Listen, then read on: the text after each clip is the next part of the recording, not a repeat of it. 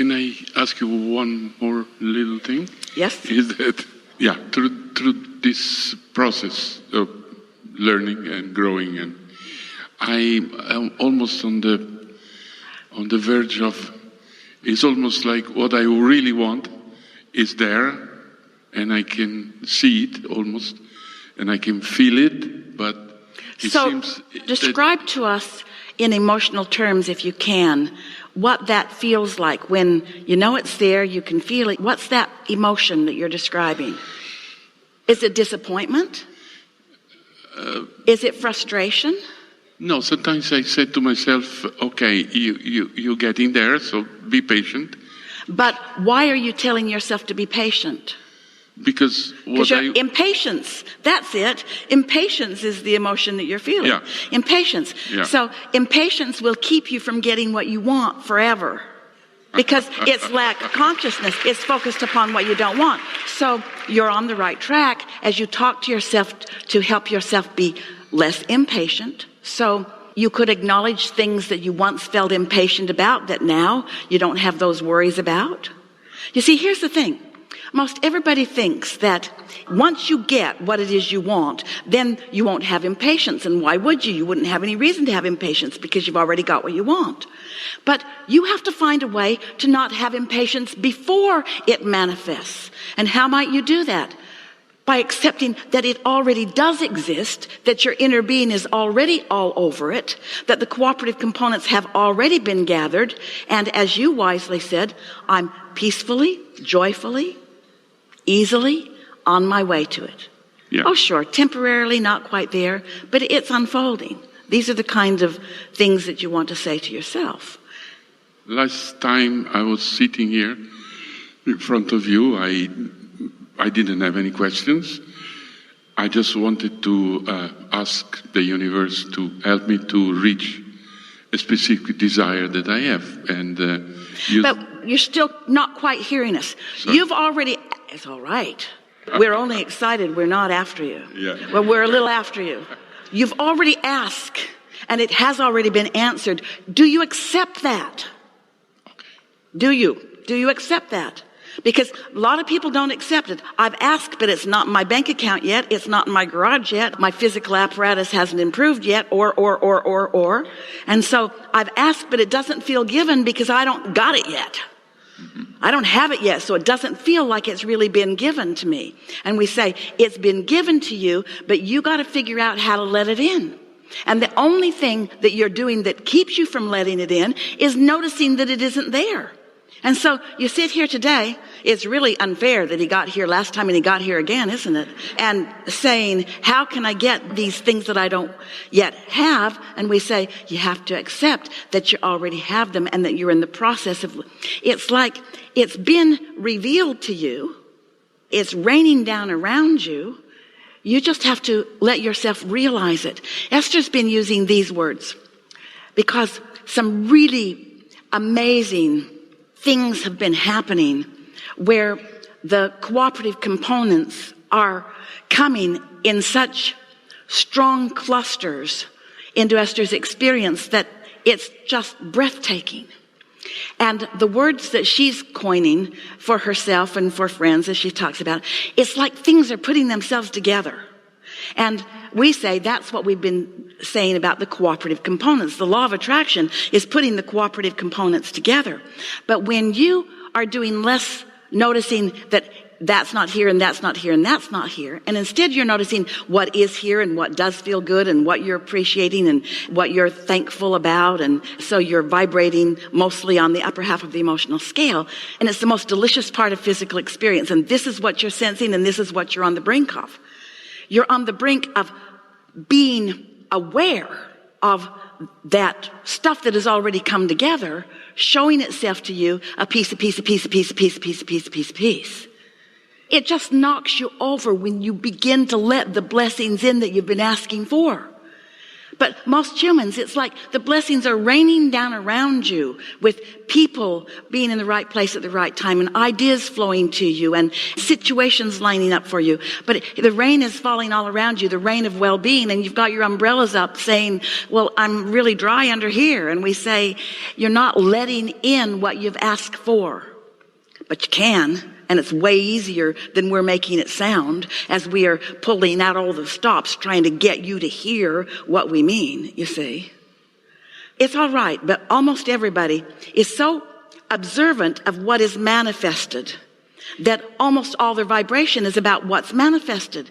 And it's so freakishly ironic because the absence of what you want has caused you to ask for it, but your awareness of it still being absent keeps you from letting it in. So you got to distract yourself in some way. I tried. You got to try harder. You distract yourself from it. You talk to people less about the things that are going wrong and talk to people more about the things that are going the way you want them to be. And some days don't talk to anybody because they're all jacked up. And don't turn on the television if you can help it. And never watch a television commercial if you can help it. No. Because they're so sure that everything's wrong with you that they're just doing a constant sales job to get you to come to them so that they can fix you with stuff that's not even yet wrong with you. I don't have a TV anymore. Well, some of them do. That one does, that one does, this one does. Yeah. Thank you. Good? It's good. It's good. But we really like it when we get a really stubborn person in the chair because that way we can give all of the answers to all of the people that have pieces of these questions. But they're getting a little impatient with you. Yeah, I'm getting because they have a lot on their mind that they want to talk about. Okay. And we want to say to you, nobody gets it all at once. No.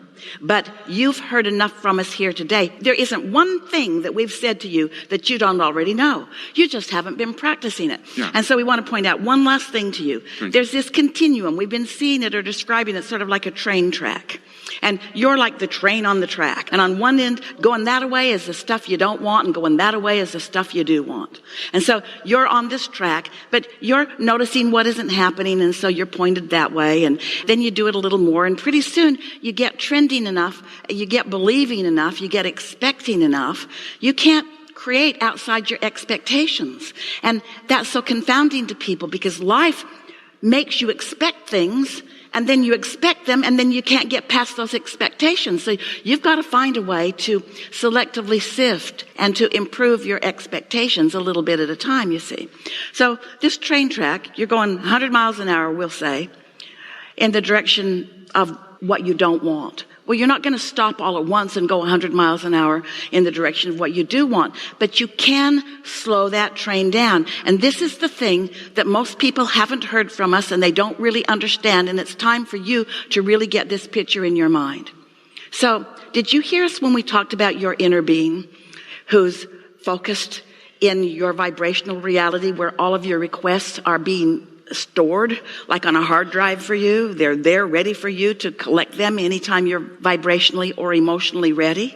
So there your inner being is, being a very strong point of attraction and calling the cooperative components and calling you too. But if you're headed in the wrong direction, if you're headed toward what you don't want because of the things you're saying and thinking and observing and living, and it's all right, as you think more about what we've talked about here, and when you feel some negative emotion, you render the thought inactive by saying, it doesn't serve me. I'm not going to think about that. Esther's words are, as she writes on her little card to drop into her inactive box, it is my intention to render inactive my propensity to worry about stuff that I can't do anything about. So she'll write that down and drop it in the box. Well, just having done that sets her in a little less resistant stance. Now, she might drop a card similar to that in her box 20 or 30, 40 times, and it might happen all today if there's something really bothering her about something. But every time she decides that she's going to release that and then goes through those sort of antics of writing it down, making it so, and dropping it in the inactive box, she's a little less resistance. And this is what we really want you to hear, which means her train that's headed away from what she wants, which is the whole reason for negative emotion, is slowing. And eventually, it will slow enough that there will feel to you like a tipping point.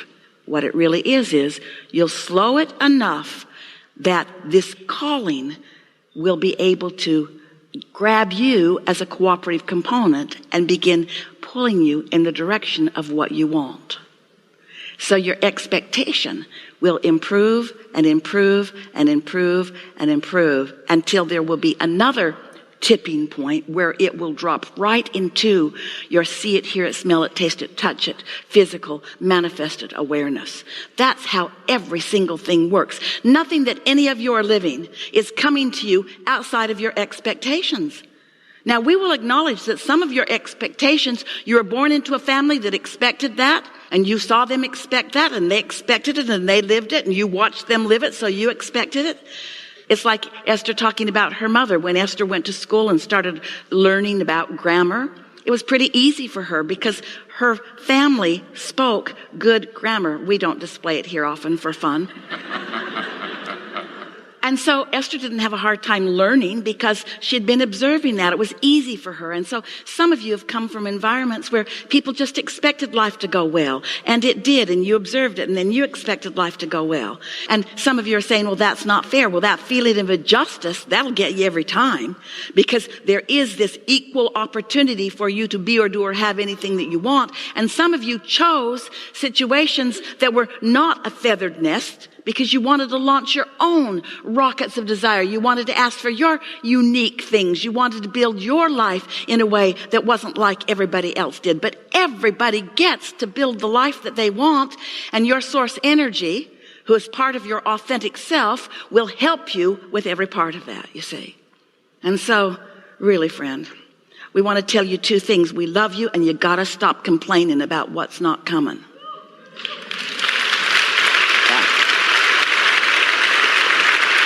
It's easier than we're making it seem. Yeah. Good. Yeah, really good.